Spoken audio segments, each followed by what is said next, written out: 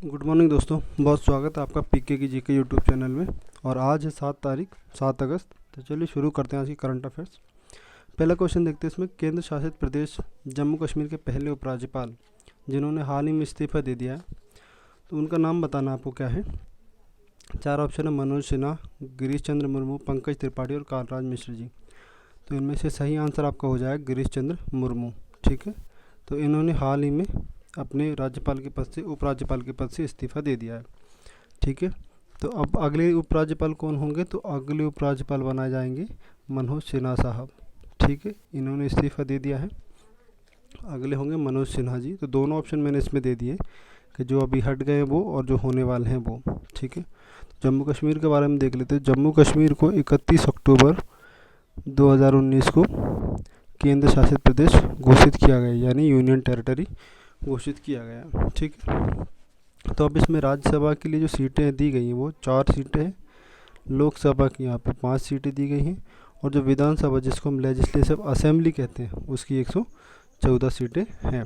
ठीक है, तो इसकी राजधानी के बारे में बात कर लेते हैं। तो इसकी 2 राजधानियाँ बनाई गई हैं। जो मई का महीना होता है, मई से लेके आपका अक्टूबर, मई से लेकर अक्टूबर तक यहाँ की राजधानी श्रीनगर होगी, श्रीनगर।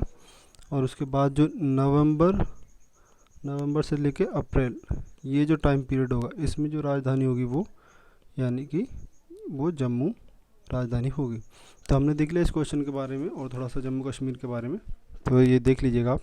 अगला क्वेश्चन देखते हैं। सेबी के चेयरमैन जिनका कार्यकाल फरवरी 2020 तक के लिए बढ़ा दिया गया, अब आपको नाम बताना है कौन है। ठीक है, तो ये 4 ऑप्शन आपके सामने हैं, इनमें से आपको सही आंसर बताना है क्या है। तो वो सही आंसर आपको हो जाएगा अजय त्यागी जी। अजय त्यागी जी सेबी के चेयरमैन थे, तो और उनका हाल ही में जो टाइम पीरियड था वो कार्यकाल ख़त्म होने वाला था, पूरा होने वाला था। तो अभी उनको मीटिंग के द्वारा उनका कार्यकाल बढ़ा दिया गया। तो अब ये फरवरी 2020 तक सेबी के चेयरमैन बने रहेंगे। ठीक, चलिए देखते हैं सेबी के बारे में थोड़ा सा देख लेते हैं। तो सेबी की स्थापना जो की गई थी वो 12 अप्रैल 1992 को की गई थी। ठीक, इसका जो हेडक्वार्टर यानी कि मुख्यालय है वो मुंबई में है, मुंबई में। और इसका अगर हम हिंदी इसका पूरा नाम देखें तो इसका पूरा नाम होता है भारतीय प्रतिभूति और विनिमय बोर्ड। ठीक, इसको इंग्लिश में शॉर्ट फॉर्म करके सेबी बोल दिया जाता है।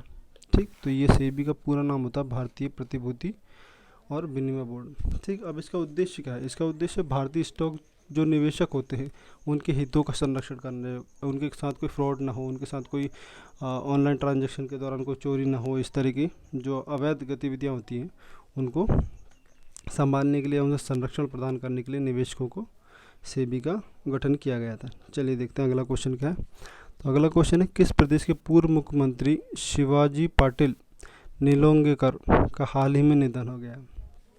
तो ये आपको बताना किस राज्य के पूर्व मुख्यमंत्री रहे। तो ये रहे महाराष्ट्र के पूर्व मुख्यमंत्री जिनका हाल ही में निधन हो गया है। ठीक है, तो चलिए अगला क्वेश्चन देखते हैं। अगला क्वेश्चन, चंबल एक्सप्रेस वे का नाम बदलकर चंबल प्रोग्रेस वे कर दिया गया है। ये आपको इसकी लंबाई बतानी है, लंबाई कितनी।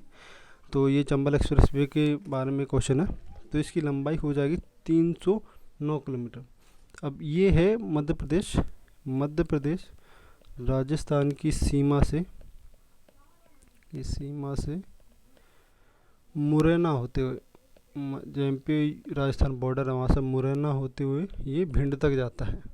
ठीक, तो आप इसकी लंबाई याद रखिएगा, लंबाई कितनी है। तो इसकी लंबाई 309 किलोमीटर। और मैंने आपको बता दिया कहाँ से कहाँ जाता है। तो मध्य प्रदेश राजस्थान की जो बॉर्डर है वहाँ से मुरैना होते भिंड जो ज़िला है वहाँ तक ये जाता है। ठीक, अगला क्वेश्चन देखते हैं। अगला क्वेश्चन है, हाल ही में अमला शंकर जी का निधन हो गया है। वे एक प्रसिद्ध थी।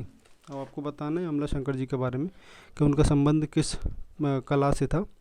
संगीतकार, डांसर, पत्रकार या अभिनेत्री। तो ठीक है, तो ये थी डांसर, यानी कि अगर हम इनको कहें तो ये नृत्यांगना नृत्य कला से इनका संबंध था। और इनका हाल ही में 101 वर्ष की आयु में इनका निधन हो गया। और इनको 2011 में बंगाल सरकार द्वारा जो एक अवार्ड दिया जाता, सम्मान बंग विभूषण अवार्ड से भी इनको सम्मानित किया जा चुका है। ठीक है, तो इनका नाम याद रखिएगा, अमला शंकर जी। और इनका जो क्षेत्र था वो कला क्षेत्र वो था नृत्यांगना, यानी कि डांसिंग, जो नृत्य कला उसमें उससे संबंधित थी। इनका हाल ही में निधन हो गया। तो आप 3 चीज़ याद रख लीजिएगा इनके साथ, ये जो इनको अवार्ड मिला था बंग विभूषण। अब आपको ये भी पूछा जा सकता है बंग विभूषण जो अवार्ड है, पुरस्कार है, वो किस राज्य द्वारा दिया जाता, तो ये दिया जाता पश्चिम बंगाल या बंगाल के द्वारा। ठीक, ये याद रखिएगा। अगला क्वेश्चन देखते हैं कि भारत की जलवायु परिवर्तन कार्यकर्ता अर्चना सोरेंग को निम्न में से किसका सलाहकार नियुक्त किया गया। तो इनको हाल ही में एक यूएनओ यानी कि यूनाइटेड नेशंस का सलाहकार नियुक्त किया गया है। ठीक है, तो इनके ये नाम याद रखिएगा बस, अर्चना सोरेंग और यूएन का इनको सलाहकार नियुक्त किया गया। ठीक, और तो अगला क्वेश्चन देखते हैं, किस राज्य ने राजस्व लैंड रिकॉर्ड डिजिटलाइजेशन को मंजूरी दी है। तो 4 विकल्प आपके पास हैं, उत्तर प्रदेश, मध्य प्रदेश, आंध्र प्रदेश और पंजाब। आपको बताना है कौन से राज्य ने अब ये जो लैंड राजस्व रिकॉर्ड होते हैं उनको डिजिटलाइजेशन करने की परमिशन दे दी है। तो ये हो जाएगा आपका मध्य प्रदेश सरकार। ठीक, तो अगला क्वेश्चन देखते हैं, किस देश में हन्ना तूफान, अब ये तूफान का नाम है, इसने हाल ही में काफ़ी तबाही मचा रखी। तो ये आपके पास 4 विकल्प हैं कि किस देश में ये तूफान आया हुआ है, कनाडा, अमेरिका, मैक्सिको और पनामा। तो ठीक है, तो ये खास करके उत्तरी अमेरिका में बहुत ज़्यादा अभी इससे तूफान ने तबाही मचा रखी है, नॉर्थ अमेरिका में। तो इसका जो आंसर हो जाएगा, ये तो हमने कॉन्टिनेंट की बात कर ली, किस कॉन्टिनेंट में है, और ये कॉन्टिनेंट मतलब महाद्वीप। ठीक, अब ये देश की बात है तो किस देश में, खासकर अमेरिका में। ये चारों देश जो हैं वो ये तीनों देश नॉर्थ अमेरिका में आते हैं। तो ये खासकर ये अमेरिका जो देश है वो इस तूफान से बहुत ज़्यादा प्रभावित अभी है। ठीक है, तो चलिए ये थे आज के 8 करंट अफेयर्स के क्वेश्चन। और अब देख लेते हैं दो टॉपिक जो हम हर वीडियो में डिस्कस करते हैं। ये है पहला टॉपिक आपका पन्ना राष्ट्रीय पार्क, जो पन्ना छतरपुर जिलों की सीमाओं में अवस्थित है। ठीक है, इसकी स्थापना देख लेते हैं। स्थापना हुई थी इसकी 1981 में। इसका क्षेत्रफल जो 543 वर्ग किलोमीटर है। 1994 में से टाइगर प्रोजेक्ट के अंदर शामिल किया गया था। ये प्रदेश का एकमात्र रेप्टाइल पार्क है। अब रेप्टाइल पार्क से संबंध ये है कि यहाँ पर रेंगने वाले जो जीव होते हैं, जैसे सांप हो गया, आपका छिपकली, मगरमच्छ, इस तरह के जो जीव होते हैं वो इस नेशनल पार्क में बहुतायत में पाए जाते हैं। अब इसको 3 हिस्सों में बांटा गया इस नेशनल पार्क को। तो पहला हिस्सा जो कहा जाता है वो ऊपरी तालगांव पठार, दूसरा हिनौती पठार और तीसरा केन घाटी। ये जो इस नेशनल पार्क के 3 प्रमुख हिस्से बनाए गए हैं। ठीक, तो इसमें वन्य जीव जो पाए जाते हैं वो नीलगाय, चिंकारा, सांबर, चीतल और सियार, ये प्रमुख वन्य जीव इस नेशनल पार्क में पाए जाते हैं। इनके अलावा रेप्टाइल प्रजाति, ये सरीसृप प्रजाति के जो जीव जंतु होते हैं वो तो पाए जाते हैं। इनके अलावा ये जो नीलगाय, चिंकारा, सांबर, चीतल ये भी पाए जाते हैं। ठीक, अगला देखते हैं शिप्रा नदी उद्गम होता है इसका काकरीवर्डी पहाड़ी, ये इंदौर के निकट है, इंदौर के पास में है। तो यहाँ से इसका उद्गम होता है और इसकी कुल लंबाई जो है वो 195 किलोमीटर है। अभी ये इंपॉर्टेंट पॉइंट है यहाँ पे, मालवा की गंगा, इस नदी शिप्रा नदी को मालवा की गंगा भी कहा जाता है।